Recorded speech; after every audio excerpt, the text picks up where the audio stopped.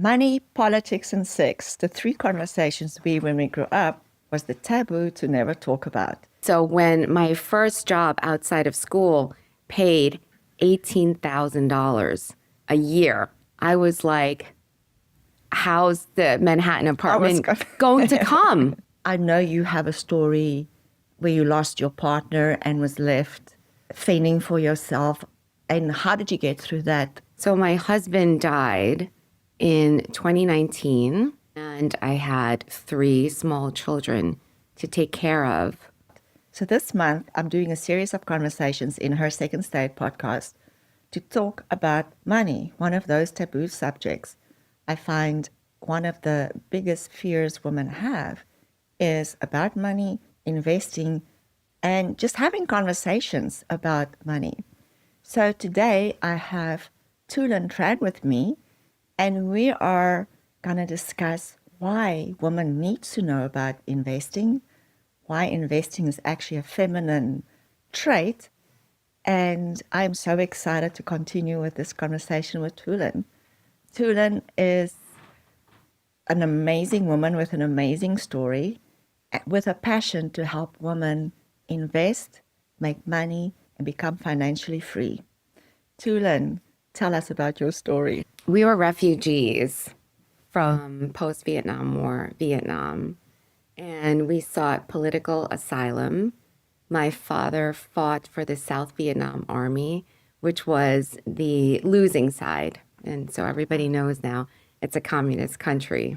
So we grew up really poor, and I had really big desires, like really big dreams. And, you know, the New York City is like the city of dreams. So we ended up in Queens, New York, and I wanted a Sex in the City lifestyle. I wanted a Manhattan apartment, which was so like out of the realms of like possibility at that point. I was always around money because it's, you know, it's New York City. And being Asian and immigrants, my parents wanted me to be a doctor, a lawyer, or in New York City, you know, working in finance would be okay.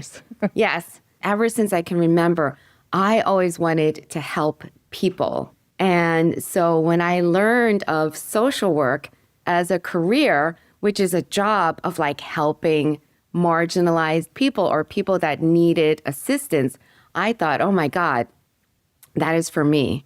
And so when my first job outside of school paid $18,000 a year, I was like, how's the Manhattan apartment going to come?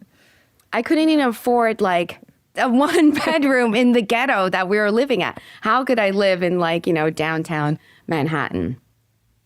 And so I taught myself how to invest by going to the library and picking up books from like legendary investors like Benjamin Graham, who was Warren Buffett's mentor, and Peter Lynch. And I would read newspapers also from the library. And I taught myself how to invest. What led me to social work was a very high level of empathy.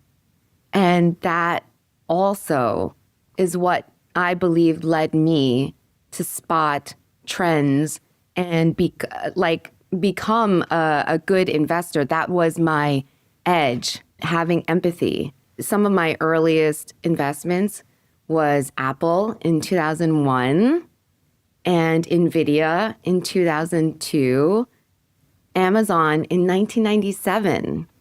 And this was because I saw things that, you know, maybe the general public, you know, hedge funds and these other big pension funds or whatever didn't see just yet. That's what I want to share today with your audience, that there are some traits that women have built into us that make us really good at investing.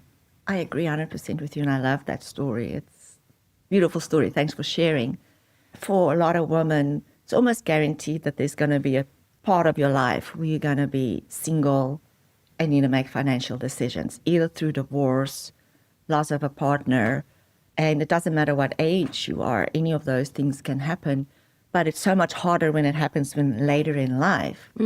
And I know you have a story where you lost your partner and was left fending for yourself. And how did you get through that with understanding your financial and investing? Did that help you? Oh my gosh. I mean, if it weren't for those skills, I wouldn't have made it out alive. So my husband died in 2019, and I had 3 small children to take care of. I was betrayed by my business partners. They did things like take my credit card and used it and didn't pay it. So instantly my credit score went to 400. So I had no cash and no credit. So I was in a really bad place. And I was trying to get employment. And I would say mom hours don't fit into office hours, because how can I be in an office, this is pre-pandemic, how could I be in an office, 9 to 5 while the kids' schedules were, 8 to 3 for school? And then if I worked after school, how could I be the mom that they needed during this very crucial time of healing, after losing their dad? I thought about driving for Uber. I wanted to work at Starbucks because as an earlier shareholder of Starbucks, I remember they pioneered part-time health insurance that could cover the kids also. But New York City is a really expensive place to live. And I moved back to New York City because that's where I had support in the form of my parents. So I was going to end up working like 3 jobs, driving for Uber, Starbucks, and, maybe cashiering or, whatever, like down the block or something, so that I could be close to home, because I'd been like a cashier for like most of my teen years. And even then I could not afford rent and food. And then I would sit with myself and think, how do I know how to make money? What skills do I have? And then I remembered that I had been an investor, since I was a teenager. But I didn't have any money to put into the stock market. And so at that point, I was selling whatever I could. Like if I had, we had a fancier lifestyle and we were living off of my husband's salary, and it was a very good salary. And so if I sold, like, let's say a Chanel bag, I would have like $400, and maybe that would be food, for a week or 2. But certainly not enough to put into the stock market. And so I ended up selling my wedding rings, which was really hard to do. It was very tough. And, I felt like this physical thing was such a reminder of him and the life that we had together. But I had to do it after he came to me in a dream and he said, do it and, start a new life. And so I got a small amount of money, a couple $1,000s. I got an idea to invest, in the stock market and into Netflix. And I really believe that God was with me the whole time, because I invested in Netflix maybe 3 months before the lockdowns. And if you remember what happened to all of the stay-at-home stocks, they just like went through the roof. And then from there, I got a little bit of my confidence back. And then I was off to the races. I want to get back to that a little bit later. I want to just backtrack. When you were married, and obviously nobody plans for an early passing of a spouse. And I think a lot of women are in that position of not having the discussion. What if something happens to either one of us?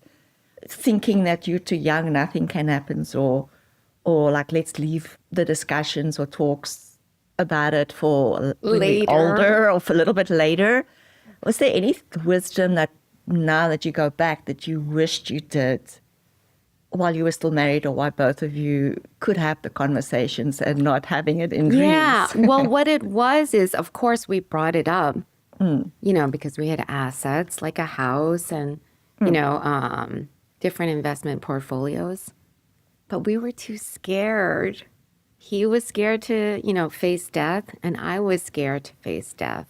And so when he died without a will, I saw how important, that can be to have those ducks lined up in a row, because money touches every area of our life. And it's how we make our way, about the world.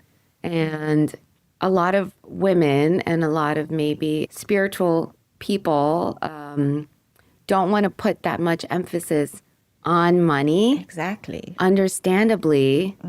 But money is like a tool and a vehicle for us to exercise our, will in the world.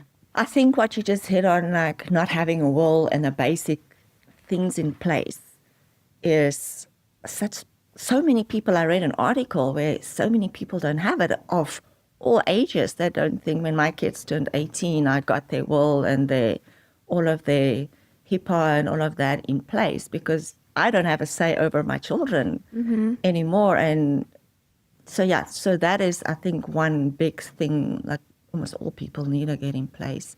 And then the other thing what you stepped on is money. Although it's just an energy, it impacts all of us. It impacts how we view ourselves, how we view other people. We will have relationships with or friendships with, and we will not have relationships with. Yet so many people are having this judgment around money. But it impacts your whole life. It runs all the subconscious actions that we not even aware about. What is your advice? How do we become conscious about our unconscious money patterns? And why is that important? So I've thought very deeply about this as someone who thinks very deeply about money. And of course, I want to teach what I know to the children also.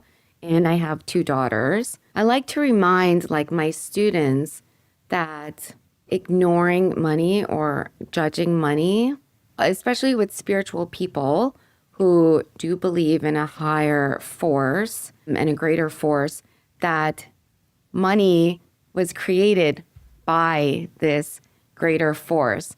So an ignoring of it is ignoring a big part of life. It's non-acceptance of a major part of life.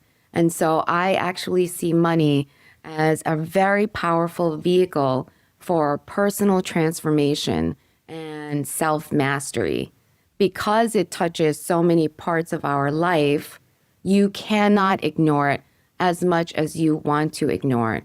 A lot of my students are tarot readers or Reiki healers, and they think that they don't have to worry about money. But if you don't know where next month's rent is coming from, you're always in fight or flight, and then you can't serve at the level that you want to serve. And so money is like this very constricting thing that forces people to look at all of their judgments, to look at where their fears are, and because everybody desires more money so that they can bring themselves more ease and freedom. So when you come up against money, money helps you come up against your inner self-doubts, your self-limiting beliefs. And when you break through all of that, then, there is where, the freedom and, everything you want is, after you get through that. It's on the other side yes. that thing that you don't want to face. Yes. So money is an amazing tool for that. If you can just, kind of flip the way, you look at it. I love that. Do you only teach female and only healers, or who do you find is showing up? Who wants to learn more about money? So it's really important for me to teach women and healers and also students, because they are, our future. But I have a lot of male students, and I want to share with you one of my favorite stories about a stay-at-home dad. He had never invested before, and he was a personal trainer at, Gold's Gym. But now he's a stay-at-home dad because he has twins. And the wife was the breadwinner, as a lot of women are in this day and age. So he did the cooking, cleaning, and shopping for the family. So one day he comes to me in middle 2020 and he says, what do you think about Celsius, the energy drink? And I said, I've seen it. I've never had it. And he is like, it's a really yummy drink. They have tons of flavors and it's pretty clean, not that many chemicals. And I was like, okay, sounds great. What do you see about it? What do you see? I always ask them, what do you see? What have you observed? And he says, well, we used to carry it at the gym. And then I started seeing it at gas stations. And now it's at Costco because he does the shopping for the family. So he saw it being carried at Costco. And I said, oh, hold on a second. Costco, I know, is a highly profitable company. And as big as the warehouses are, they actually only carry a very limited number of SKUs. So they're very selective of the products that they carry. And Celsius being there was to me a sign of growth for the company. And then so my friend showed me his research. It was indeed growing. Their revenues were growing. They were being sold in more places. The stock was trading at $2 to $3. And I said, I think you have something here. So he made an investment. And then sometime in 2024, so he made the investment mid-2020, $2 to $3 a share. And sometime in 2024, the stock went over $300. So a $10,000 investment in 2020 would have yielded over $1 million. So 4 years later. Stay-at-home dad's life. That is a classic example of what I call intuitive investing. Yes, I want to get to intuitive investing, what that means and how do we develop that? So intuitive investing is a framework that I created through my own experiences. And so I think a good way of sharing that is through story. So one of my biggest wins was Apple in 2001 when I was just like this young kid that would ride the subways every day. And when you ride the subways in New York City, you see it's the biggest melting pot in the world. You know, young, old, you know, brown, white, yellow people, you know, rich, poor. Everybody rode the subways in New York. They had just come out with the iPod. And, you know, as like a disgruntled teenager, I always had my earphones on and I was like listening to like CDs, right? And, you know, but CDs were like, you can only listen to one CD at a time, batteries, whatever. So when the iPod came out, I was like, oh my God. And then I don't know if you remember, the ad was like 1,000 songs in your pocket. Yes. One of their early ads. And I was like, oh my God, I had to have that. So I like saved for it fervently. So I wasn't able to buy it right away. So I had to save for it. And then I would notice on the subways, people had the white headphones on, which was Apple. And because Apple had positioned themselves very geniusly as a premium product, I started noticing in a couple of months that people weren't putting their earphones away. They would like dangle them on their necks. Really? Showing off that they were an owner of an iPod. And so I started seeing more and more like white earphones. Yes. Mm-hmm. Because like the black headphones that everyone else had, you know, they're ugly, whatever. You always put them away when you're done with it. And just people, they were showing off that they were like Apple iPod owners. And so that led me into thinking about, is Apple a public company? And then that led me down the path of like, you know, reading their balance sheets, watching Steve Jobs interviews and things like that. And then, you know, after I collected like $100 or so, then I made my first investment into Apple. And so that is intuitive investing. So all good ideas, all good investing comes from an idea that you have. But it's fascinating how you were the observer of how that trend started. For another person would just not see it. You know, so that's true. And so not everybody will have the same idea. And so that's why in my course, Pillars of Investing, I have a framework that walks people through to figure out where their instincts and expertise lie, because all of investing is, buying low and selling high. Mm-hmm. And for you to buy low, you have to be earlier than, the next investor. And so, people ask me like, how do you have an edge? Because you need an edge to be earlier and you need an edge to have market beating returns. How do you have an edge in a world of algorithmic trading? Hedge funds have, finance PhDs. How do you find this edge? And the edge comes from your intuition and your life experiences. And that's an example of how my friend, the personal trainer, had an insight that led him to buy Celsius at, $2, probably way before a ton of, hedge funds did. That's really interesting because we can just be in our own industry and in our own everyday world and environment, just start being observant what's happening. Because so often we're so unobservant. We just go, we do a job, and you just go and do that thing. You don't see new things coming and old things going. Everybody can just look in your own industry, right? Is that what you teach your people? Just look around you. So you know how like when you go to the bar and you've maybe had one too many drinks and then you have like what's known as like beer goggles, like everybody looks good to you.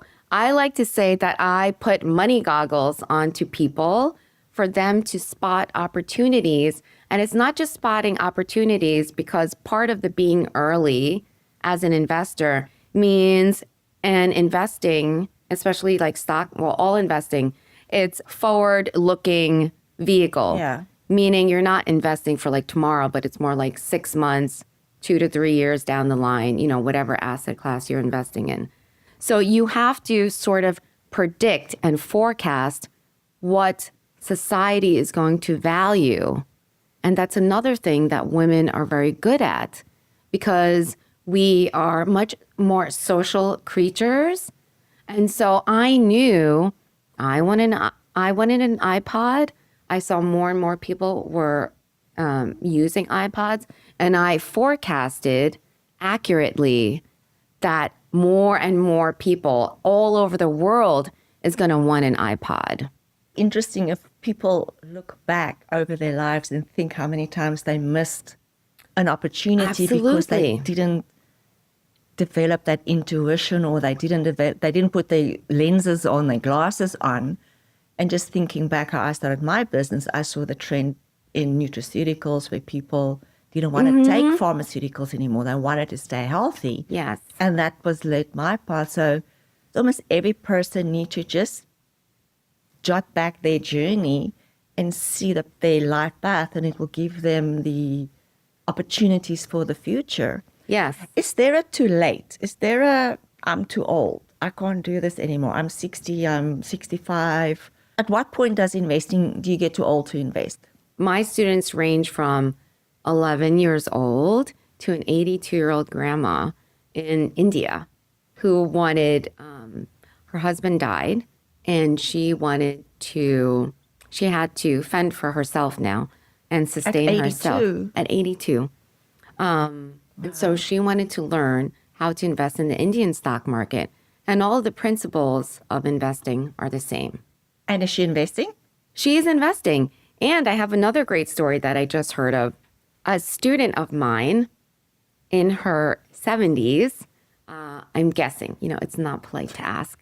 She had taken her family on a 3-week trip across Europe. Her entire extended family, 17 people for 3 weeks, through her stock market profits. I mean, you hear all this political about money and the stock markets and tariffs. And is there ever a time to not go into the stock market or stay out or get out? Or does it just get more trickier to find the good investments?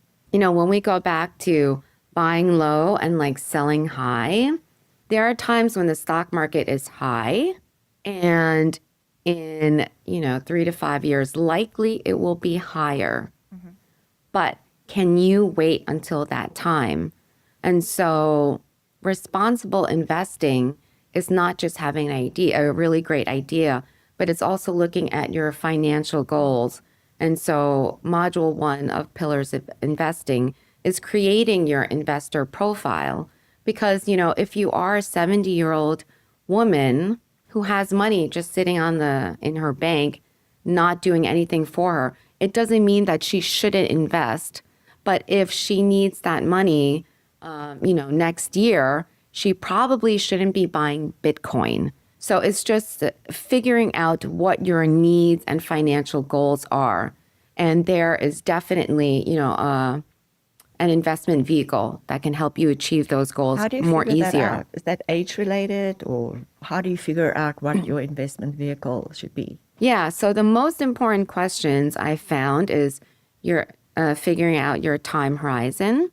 And all of this will factor into your investment strategy.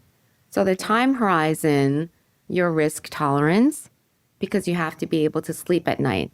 And so if you have too much anxiety or fear, that's going to lead to making you make bad decisions. Your risk tolerance, your time horizon, how much time you want to spend on the market. And so when we talk about risk and reward, if you have a low risk tolerance, you can't invest in something you don't understand because you need more information. Having more information lowers risk. That's why investing in a company like Disney, who's been public for over 20 years, and they've had, so many quarters of earnings, that's why that is riskier than, a new company that just IPO'd last week. It's still going to grow. Yeah, it's like newer, so there's less information on them. So how much time do you think, and we're talking about the woman now, let's say a woman that's knows about money, has business, but need to put into understanding money and understanding... And having money work for her. To just the learning phase, because I think that is where a lot of people say, I don't have time. One day I'm going to have time for that. How much time does your students put into? Yeah, so that's part of in building your investor profile is how much time do you want to dedicate? Because whether it's 1 hour a week or 1 hour a month, but there's no wrong answer. I've done it, the whole way. I've done it like an hour a month to 40 to 60 hours a week when I was a new widow and I needed that, income. So there's no wrong answer to it. It's all based on your interest. And that's why we go back to what you're interested in, where your area of expertise is. Because if somebody comes to me and be like, oh my God, you have to invest in Ethereum. But if I don't know anything about it, I'm not going to read crypto white papers and look at charts and, whatever, that's just totally not interesting to me. But if, somebody told me hey, Vital Farms, the organic egg company is a public company and I eat their eggs every day. I'm like, oh my gosh, they're a public company. I could invest in them. That might make it more likely that I research that company. And then you understand, why am I investing in this Yes. stock? Not just I listen to a friend and you don't understand the fundamentals, why you made the investment. Yeah, yes. I also found, for me personally, was the skill set from earning money and growing money, or the managing of the money, was such a different skill set and different vocabulary and lingo. I almost had to unlearn, because when you work for money or make money, it's a different risk profile. You take different sets of risks. Now you have the money. Now you got to unlearn the things that you've learned and learn new skills. Do you agree with that? Or what are these new skills and words that are you teaching people the new vocabulary that they need to learn? Yeah, absolutely. It's a brand new world. And like you said, the skill sets are really different.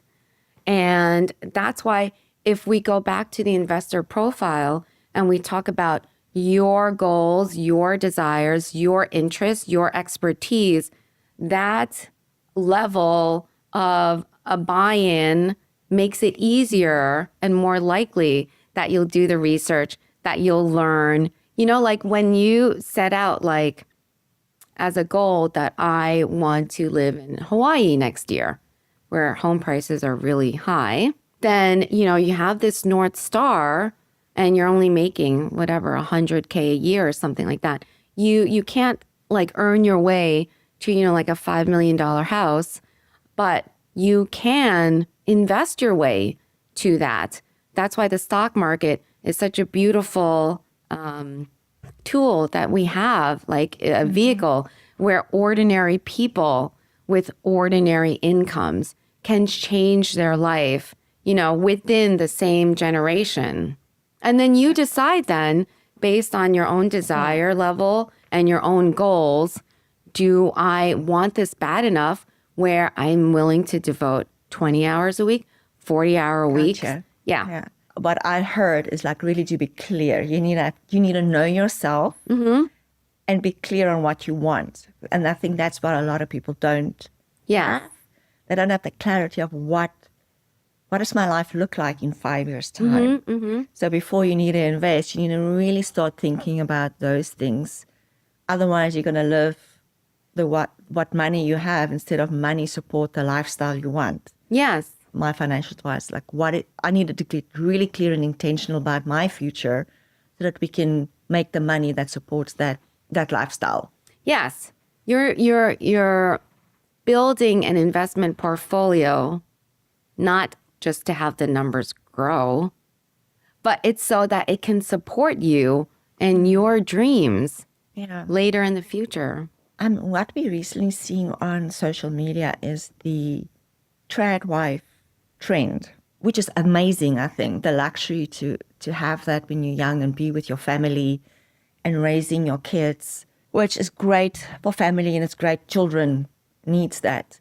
With my life experience, and I guess your life, I had a messy divorce and you lost a partner, is I'm sort of, I want to support that trend, but I'm sort of also the realist of what happens when the divorce comes. So do you have advice for mothers with younger daughters that's starting a family, or for women that want to have the traditional lifestyle to just think about, to not have any surprises like we had that we had to deal with? I mean, the trad wife movement was started by women who wanted to opt out of, this like rat race.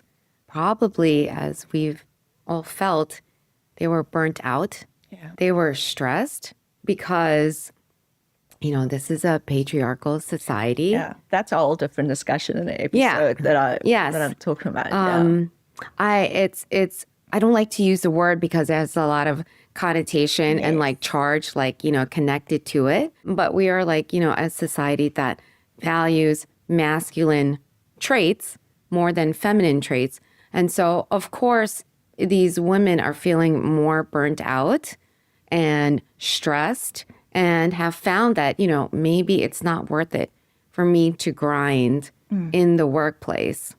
They're adopting the trad wife role.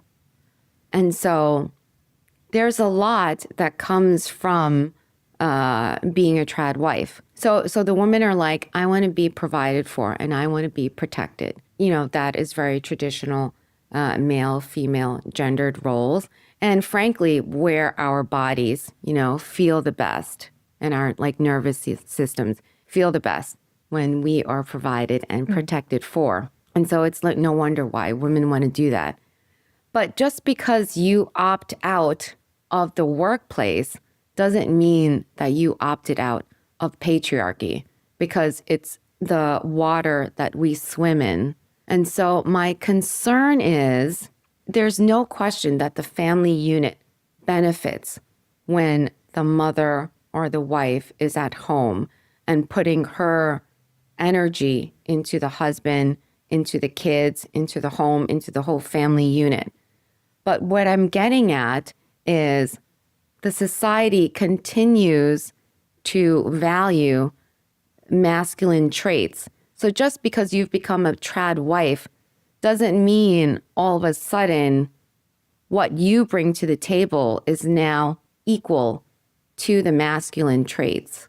What I fear is if a woman decides to leave, her situation, the family, yes, the people, the man will suffer, the kids will suffer. Likely she'll still be taking care of the kids. But, the family suffers. If a man decides to leave his trad wife, who has not worked maybe for 5 years, 10 or 20 years, yes, she is now facing like existential threat where she might not be able to survive because of, how does she explain like the gaps in skills, or if she's going back to the workforce after 10 or 15 years, her skills are no longer relevant. AI has like replaced her job. And, going back to maybe, society not valuing masculine and feminine traits as much.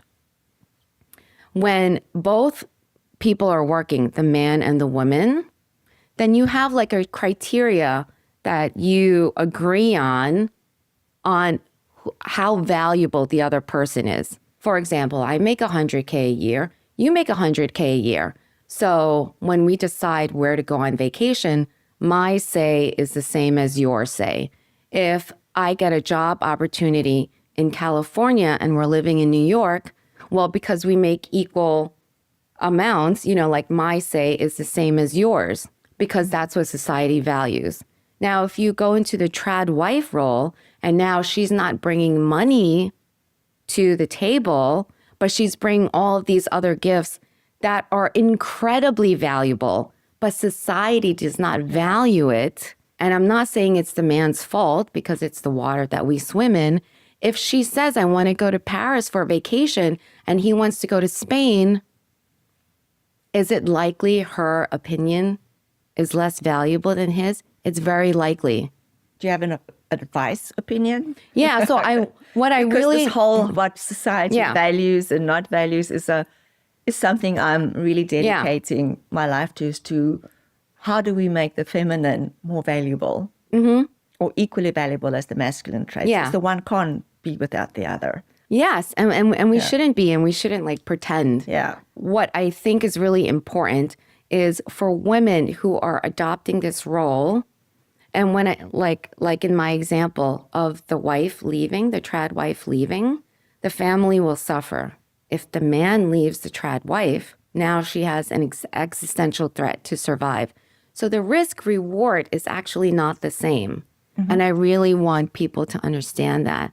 And from that, you can start to have the conversation of if this happens, and she maybe doesn't even have to have the conversation with him, but she can just start to think, if this happened, and it doesn't even mean that he leaves her for another woman, but maybe if he died, how will I be able to sustain myself?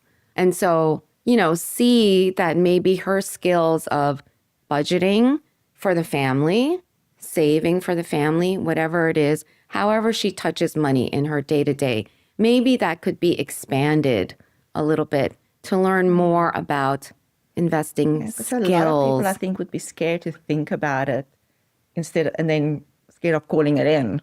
Oh, yes, absolutely. Women should be, what I hear you say is, should be looking at becoming investors and playing with money because of our innate skill set, of our innate of intuition. What's the other skill sets that we have? Yeah, I think Socrates says, know thyself. And that's one of the number one tools to being a good investor is to know yourself. Because there's only two emotions that can trip up any investor, and that's fear and greed. And so women are naturally more self-aware, naturally more self-introspective. And so when a woman places an investment, I teach all my students, check where you are in the fear to greed scale. Anytime you're on any of these like extremes of the spectrum, you're likely to make a bad decision. Wow. So women know themselves more. They're also more risk averse. When I say risk averse, it doesn't mean that they shouldn't be investors. It means that they're not going to take on like 10x leverage like a lot of men will. You know, they'll take margin loans that are like, you know, leveraged up to like 10, 50 times.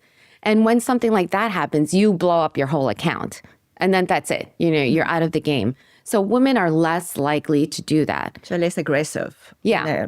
Yes. And a lot of times, and there's so much investing wisdom in this, the more hands-off you are, the better you end up. Like if people, you know, like Warren Buffett, he buys and then he holds forever.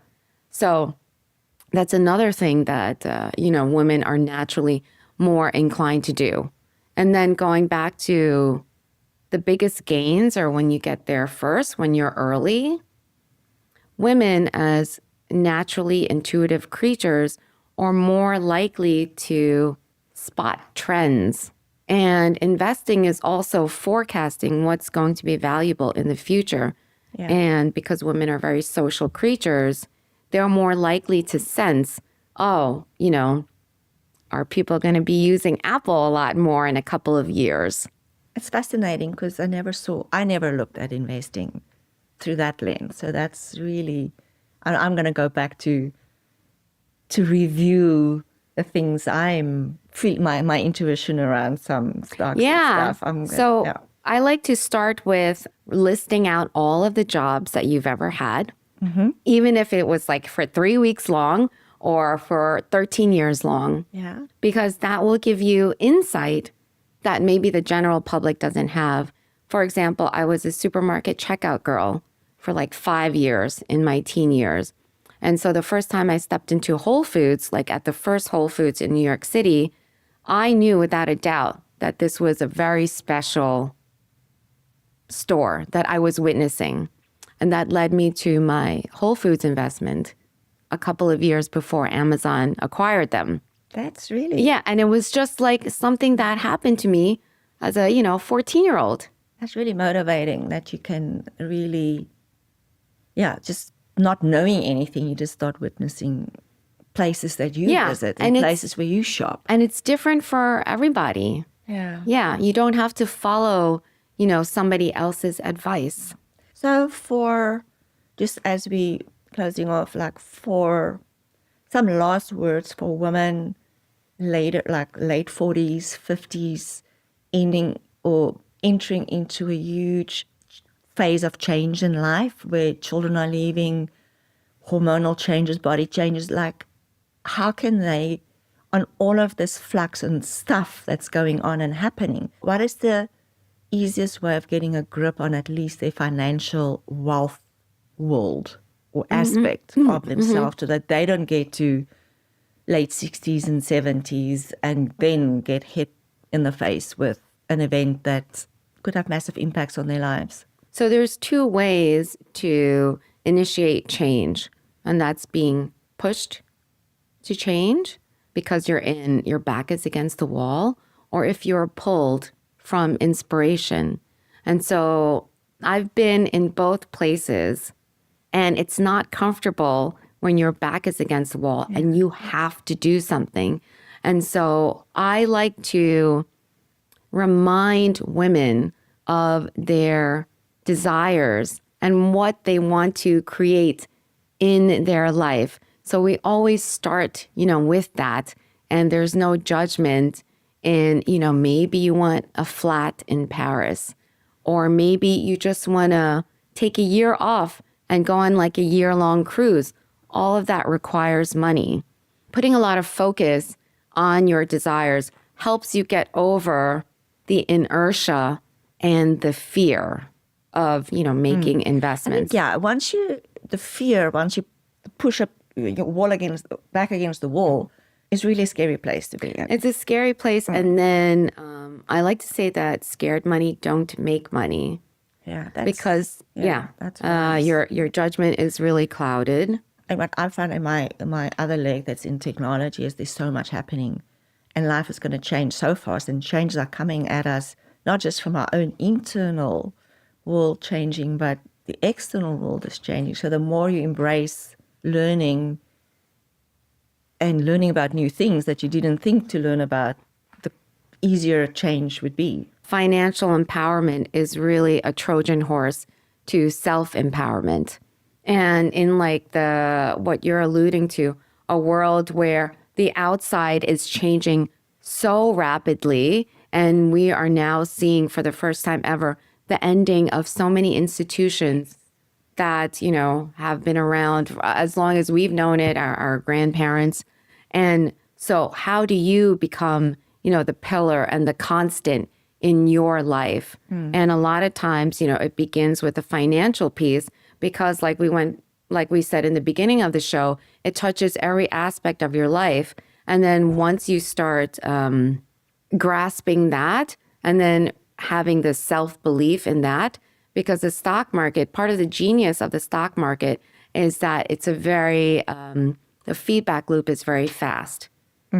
So you get in and out quickly. Yes. You don't have to wait 5 years for private equity or other startups. So you know where you are, if you're on the right path, very quickly. If you need to pivot, if you need to learn something else, you get that really quickly. And so if you really put in, you know, the time and effort, you start to really build a sense of achievement and self-trust, because everything came from you.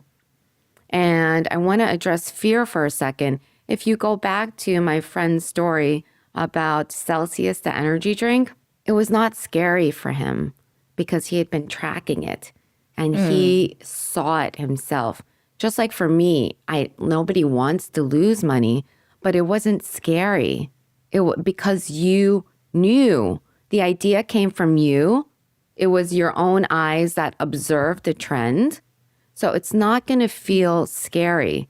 It's going to feel like I see an opportunity and I'm going to take it. And I think also the patience in tracking the opportunity and not just get it and go and over. Yeah, that's another thing that women are very good at. Is timing or patience. Is just not as impulsive. Oh, and impulsive. I would say patience. I don't know if I'm there.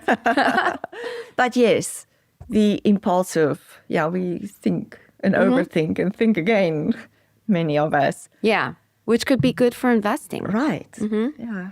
Well, that's amazing. And I think there's a lot of wisdom in all of your teachings. I follow you on Instagram, and every time I look at I think, where do you get your wisdom from? It's just from life.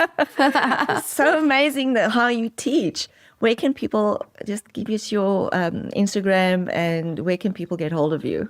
So I'm on Instagram teaching and just sharing my thoughts with the world at Tulin is Building, and a website, and my website, intuitiveinvesting.co. And you'll find my offerings, my courses, and my mentoring schedule. We will put the contact in our details as well in the episode. Tuhlin, to end off the discussion, and I want to thank you really for this amazing conversation. We have a question from a previous guest to you.